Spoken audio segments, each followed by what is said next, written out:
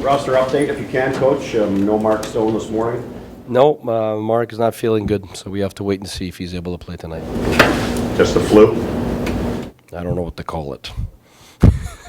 He's just not feeling good, so we're told him to stay home and at least give it a chance that he might show up tonight. So there's a chance, though, as well, of a possible 7 defenseman rotation? Yeah. Okay. Yeah. You won't call anybody up? Right now, we're still debating that, but if we call somebody up, it'll just be more precaution, probably. I think right now we go 11-7. Any update on Andrew Hammond? Yeah, he's high ankle sprain, out indefinitely, and it will not be day-to-day, it will be week-to-week. Mike Condon tonight? Mike Condon tonight, yes. Just on Hammond,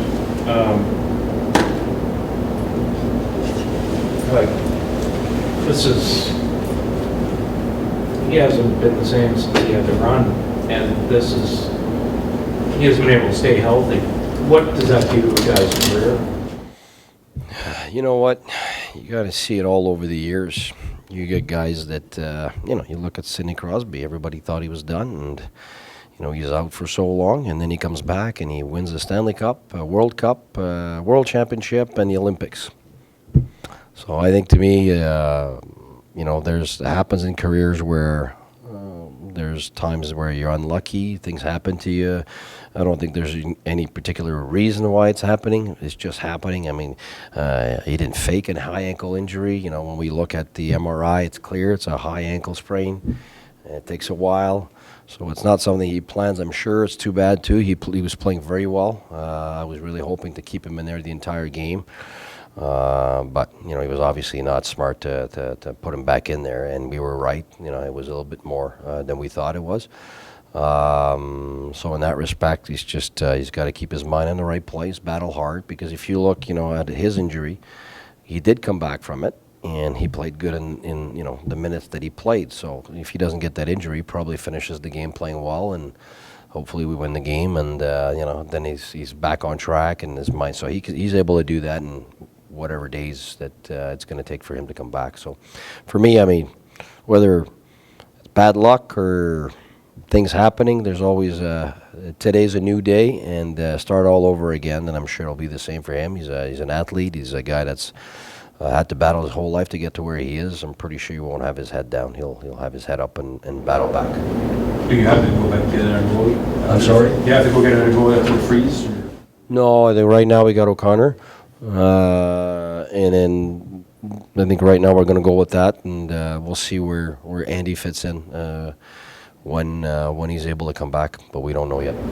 There's been any recent conversation with Anderson at all? Oh, we had, but not about coming back. It was just about how things are going and what they're having to live right now, and so it's there's no pressure. Family first, and then after we'll see. Whenever there's an opening there, he'll let us know. That's how it's going.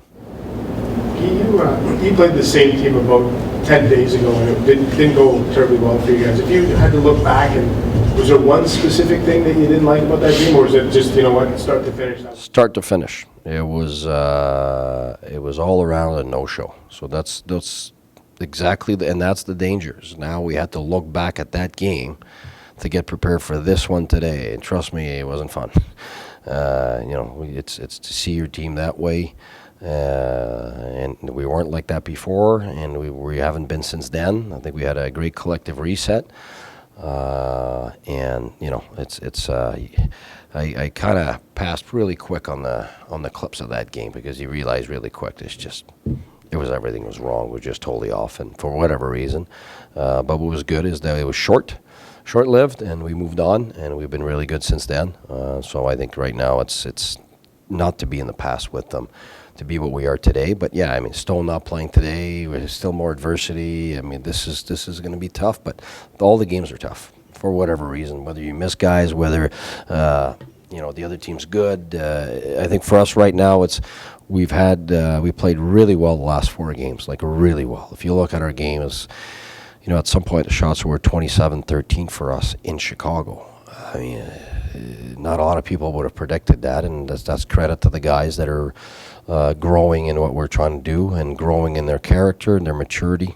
So today we look at growing again, and we don't want to be back to where we were last time against them. But we're aware this is a good team. If you give them the puck, if you give their defensemen time to handle it, they're really good at buying time for the forwards to get open, and then they're really good at handling under pressure on the boards, and it's very difficult to handle. I mean, this is a good team. They just got beat, so we're getting their A game, if maybe their A+ game, so we're aware of that. You mentioned the collective reset, and I know we spent a lot of time in the media talking about your spirited practice right after the Anaheim That's game. just me giving you something to talk about.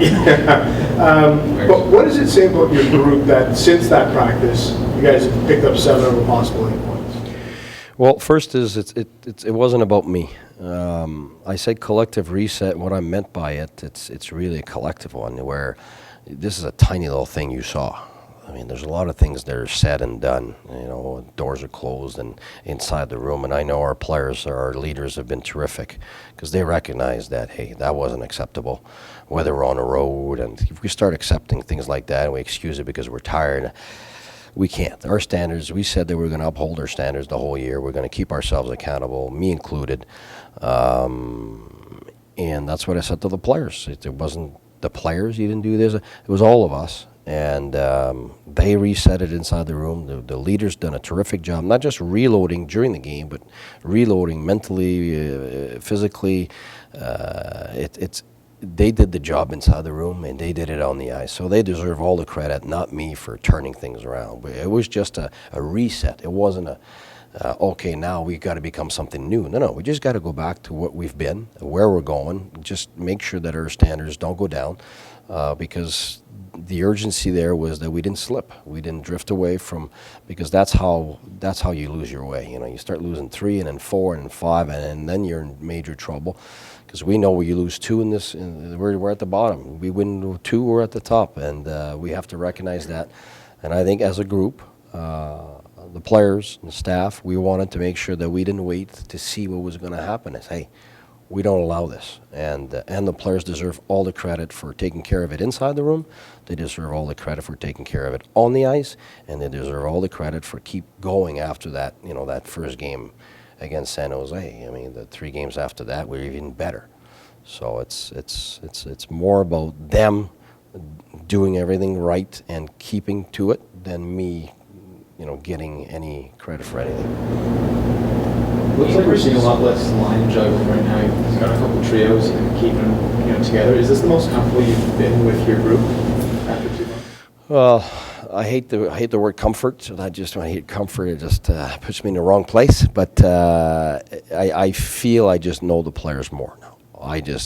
As a new coach, that's the one thing you know. You know them being coached from somebody else. You've seen video, but the players are different. The minutes, different systems, they're different with different coaches, and they grow differently. And that's why you got to reset back at 0. I know this guy. I've seen him. I watched 28 of the games last year. Well, I can't say I know Bobby Ryan when I start the year. I've seen him play, but I don't know him. And I don't know what he likes, doesn't like, where he feels at his best, where he doesn't. So as a new coach, that's the toughest task. Really is the time you need to really figure out who's who, with who, and under what we're trying to do with what I want to do as a coach. And yeah, I feel I know more now, that's for sure. And that's why you see what you see right now, is I'm able to keep some consistency in some things. But the minute I see something better, I don't hesitate, and the minute I see something that I don't like, I don't hesitate. So that's our mentality, is urgency. That's who I am. That's what I've always done. I don't wait, and I think the players know that. And right now, it's making sure that we don't sit in a rut and happy about what we do and everything is great. No, we want to do better.